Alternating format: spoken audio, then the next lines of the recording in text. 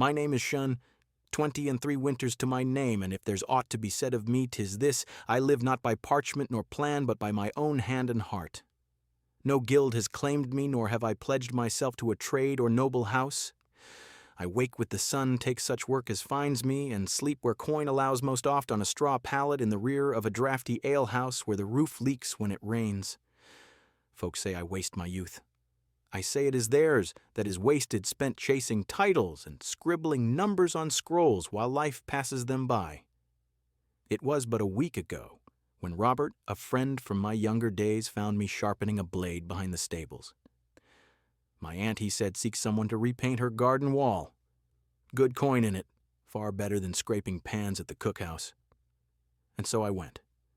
I expected naught but a quiet, aging widow, perhaps one with knotted fingers and a bent back, living alone in some vine-choked cottage, her fence rotting and gray. But work is work, and I've held a brush as often as a sword. I was ready for it. The day was warm, sun draped over the hills like honey. The village where she lived was a tidy one, cobbled lanes, shuttered windows, flowers in every box, and houses too perfect to belong to real folk. I walked through, like a stray dog sniffing at a feast. Then I saw her house, and I saw her. She stood on the porch, watering roses with a pewter jug backlit by the lowering sun. The world seemed still. My first thought, no way, this was Robert's aunt. She looked no more than 35 summers, tall with hair tied carelessly behind her head, a white linen tunic hugging her shape, and soft riding breeches worn low on her hips.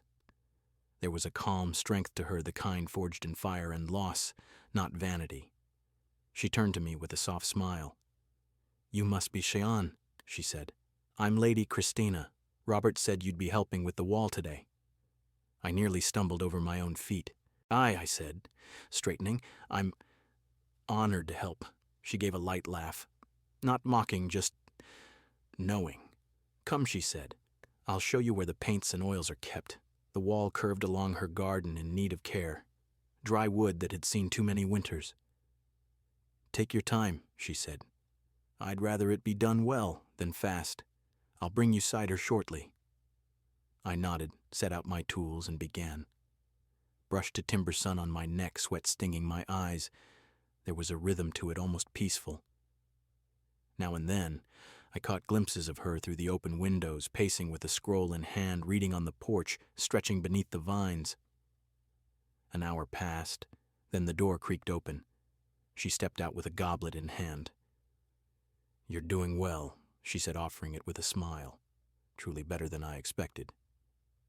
"Thank you," I said, wiping my brow. "Have to earn my coin, don't I?" She chuckled, and we spoke a while. Light conversation. How she'd once been a traveling scholar, how she lost her husband 3 winters ago. I didn't press. Her words carried the weight of someone who'd learned silence the hard way. Later, as I bent low to reach the base of the wall, I heard the door again. Her steps were softer this time. "You know," she said, voice low and playful, "were I your age, I might have invited you inside by now." I froze brush in midair. She met my eyes, calm, unreadable, the barest hint of a smile at the corner of her lips, like she'd tossed a flame into dry grass just to see if it caught. I swallowed, and laughed a bit uneasy. "Is that so?" She tilted her head, the glint in her eye flickering. "But I'm not your age," she said, and turned, walking back toward the house without another word. And just like that, I was left alone, heart-thudding, cheeks warm, brush in hand, and thoughts I didn't ask for stirring behind my eyes. This wasn't just a fence job anymore. The next morning, I woke in my narrow cot to beams of light spilling across the hay. My thoughts were still back at that house, at that woman. Her words, her look, her presence. If I were your age, it wasn't just what she said, it was how she said it. Like she knew exactly what she was doing. I told myself it meant nothing. I pulled on a loose shirt, packed my tools, and set off. She was already in the garden when I arrived, watering thyme and lavender. This time she wore a light summer gown that danced around her legs. She waved when she saw me. "Morning, Sean," she said. "Ready to finish?" I said, grinning, forcing my voice to stay level. "Let's see it done. Same rhythm, Same sun, same stirring thoughts that refused to quiet. Near midday, she brought me a jug of chilled water. Figured you could use this, she said, that same look in her eye. I took it, gulping it down like a dying man. You're a lifesaver, I said, trying to smile, but the air between us was no longer innocent. We didn't speak much after that, but every glance, every moment held a charge I couldn't shake. And I had a feeling she knew it too. Each time I caught her gaze from the porch or saw her walk past, stealing a glance that lingered just a moment too long, I wondered, was this merely kindness or something more? By the time the sun bent low and the swallows danced over the rooftops, I was nearing the final stretch of the garden wall. The work had gone smoother than I expected, and truth be told, I wasn't eager to see it end. There was peace here, stillness, a kind of gentle rhythm I didn't know I'd been craving. Not like the noise and rot of the old hostel or the clatter of my usual odd job shoeing horses, chopping wood, mucking out stables. Here there was silence and sun, paint and purpose. I cleaned the bristles of my brush, stepped back, and admired what I'd done. Not perfect, but good. Solid, honest work. When I turned, Lady Christina stood in the doorway once more, arms folded, one ankle crossed over the other, leaning as though she'd been watching me longer than I'd known. That same unreadable smile played on her lips. All done, she asked. Aye, I said, nodding toward the wall. She stands proud, wouldn't you say? She tilted her head slightly, eyes scanning the boards. You've done well, better than I expected. You've earned your silver. Perhaps a bit more. I raised a brow. More, she smiled. A cold drink. Come inside. Rest a while before you return to wherever it is you go. I paused. Just a heartbeat. The wise thing, the cautious thing would have been to bow, politely take my coin and make my way back to town. But I have never lived wisely. And something in me leaned forward instead of back. Gladly, I said. The house was as I imagined, warm stone floors, soft colors, tapestries of muted gold and forest green. Shelves lined with books and glass jars, a single wedding painting stood in a wooden frame near the hearth, sun-faded and cracked with time, but her smile in it looked almost the same, her eyes a little younger but no less knowing. She handed me a goblet of iced cider and gestured toward the open kitchen. Sunlight poured in from the high windows, slanting golden lines across the counter. We spoke of nothing and everything. I told her of the work I'd taken, of the freedom I clung to, like a shield of my distrust for paths too carefully drawn. She listened, nodding sometimes, laughing, others not the polite laugh, but something deeper, familiar. You remind me of someone, she said softly. Yourself, I asked. She smirked.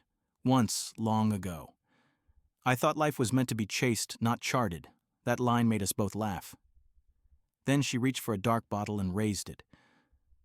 Stay for a cup of red, I hesitated. I don't wish to cross any lines. She met my gaze evenly. You aren't, and so I stayed. We moved to the hearth. The wine was smooth, but the quiet between us was smoother still. We talked less, listened more.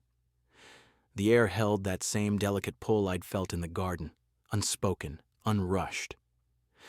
By the time the stars began to bloom in the sky, we sat shoulder to shoulder, a breath apart, but not distant. She set her goblet aside, turned to me. You're a good man, Shan, she said quietly. And this, I don't often do what I asked, voice hushed. This, she whispered. Then she leaned forward and kissed me. Soft at first, barely there. Then again more certain, her hand rested on my arm. I found my fingers slipping to her waist. The room, the world, the past, all of it fell away. No need for words, no names, no guilt. That night wasn't stolen. It was given freely and without shame. I woke as sunlight filtered through the high window sheets, rough beneath me, the scent of coffee and warm bread drifting from the other room. The bed beside me was empty.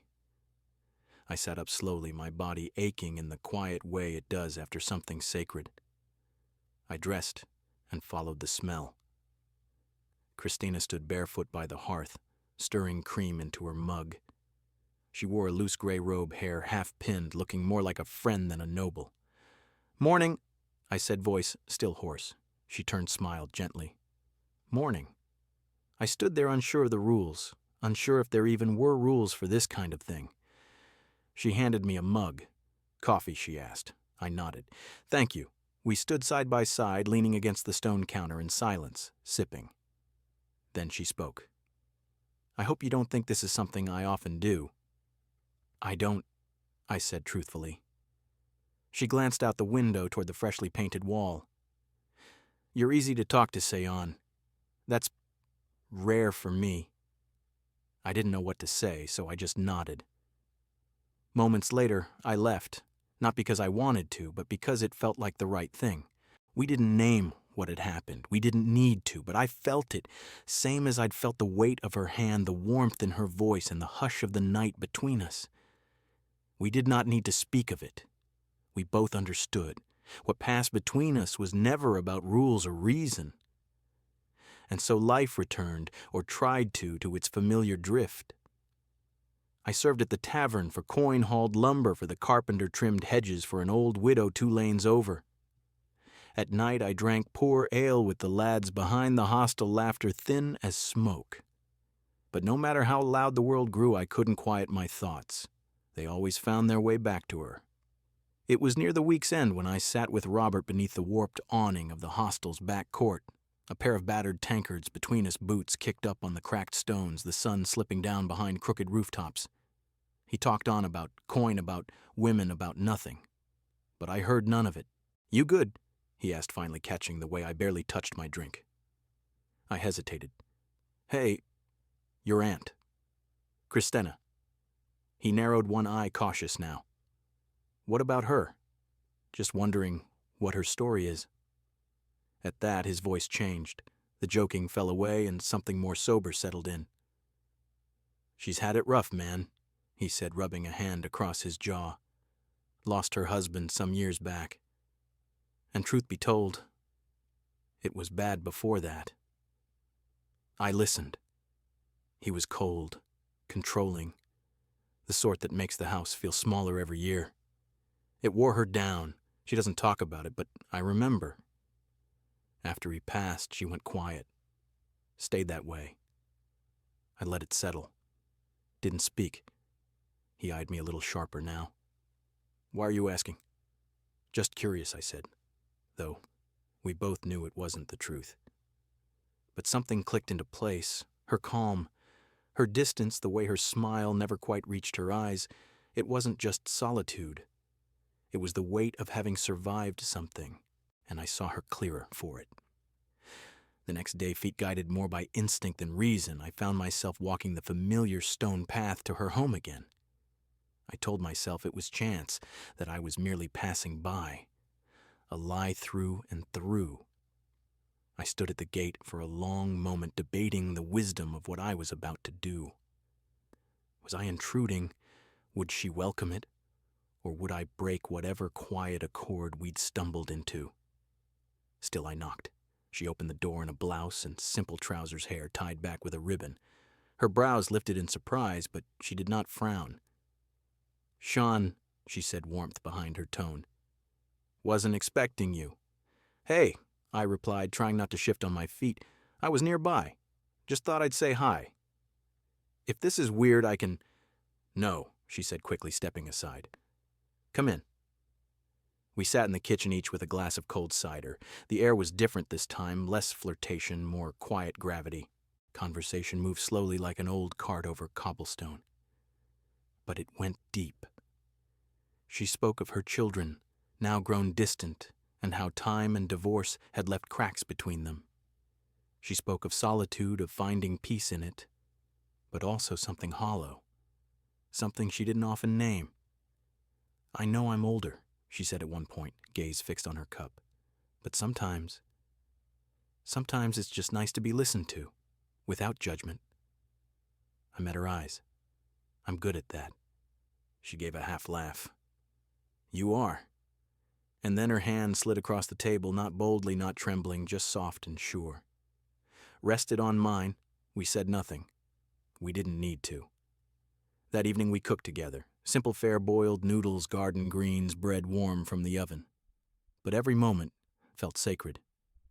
A kind of quiet magic hummed between the small talk and the clatter of dishes. I did not stay the night, not out of disinterest, but respect. When I left, she hugged me at the door and held on just a second too long. As I walked through the cool dusk back toward my side of town, I realized I felt something I hadn't in some time. Hope. Days passed. I kept busy, or tried to, took a job shaping hedgerows in the Lord's orchard, helped a fellow tenant move out of the hostel, even patched up the back stairs, but still I thought of her. Every time my coin pouch jingled or my fingers stained with dirt, I hoped I'd hear her voice again. But the days stayed quiet. Until one morning, I had enough of waiting. I scraped together what silver I had left, barely enough to buy a round at the inn, let alone something lavish, and found a wildflower vendor at the edge of the market. I picked a humble bouquet. No roses, no gilded nonsense, just soft, untamed blooms that looked like something she might pick herself on a long walk. Even as I walked to her home again, bouquet in hand, I felt like a fool. Was it too much? Was it presumptuous? Was I imagining something that didn't exist? But even if I was, I had to know. Still I went, heart drumming beneath my tunic like a war drum. I walked the winding lane once more to her gate, a simple bouquet of wild blooms in hand, not roses, not something stolen from courtly tales, just flowers that whispered I thought of you. I hesitated, then knocked. She opened the door, and there she stood, Christina, dressed simply in soft wool leggings and a draped tunic, hair loose around her shoulders. For a moment her face played through surprise, amusement, and something like disbelief. "Sean," she said. "What?" I held out the flowers. "I thought you might want these," I said, awkward in my own skin. She gave a quiet laugh, shaking her head. "You're impossible." But she reached for the flowers with care, as if afraid to bruise a single petal. "Come in." The hearth was low but warm. The air smelled of lavender and clean linens.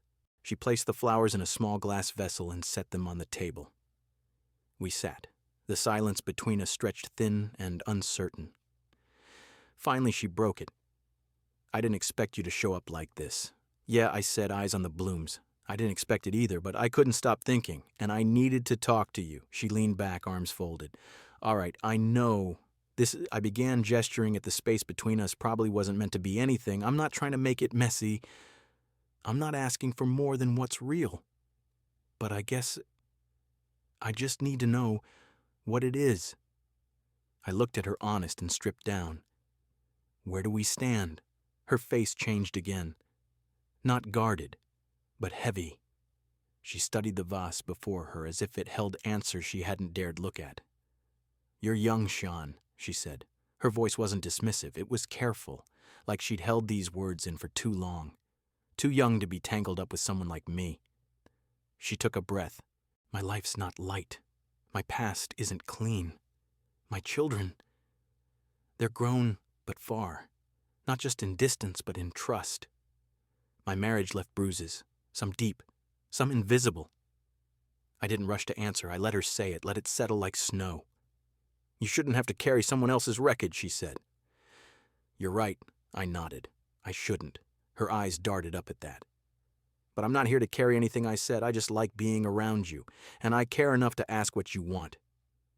For a moment she just stared at me, and in her eyes I saw the flicker of someone who hadn't been asked that in years. "I want things simple," she said finally. "No rules, no riddles. I don't want to stress if you don't knock one day. I don't want to wonder if I'm being foolish because of age." I smiled. "So you want something real. Just not heavy." She nodded. "Exactly. I can do that." She exhaled like she'd been holding that breath for days. Then she reached across the table and gave my hand a gentle squeeze. "Good," she said, her voice lighter now. "Because for a second there I thought you were going to say something ridiculous, like asking to court me properly." We both laughed. The tension cracked and fell away.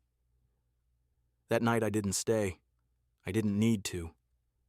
At the door she hugged me, not quickly, not lightly. It was a parting that said, "This is enough.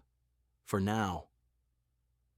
And as I walked back beneath the village stars down the same stone lanes that led to my cluttered little life, I didn't feel lost.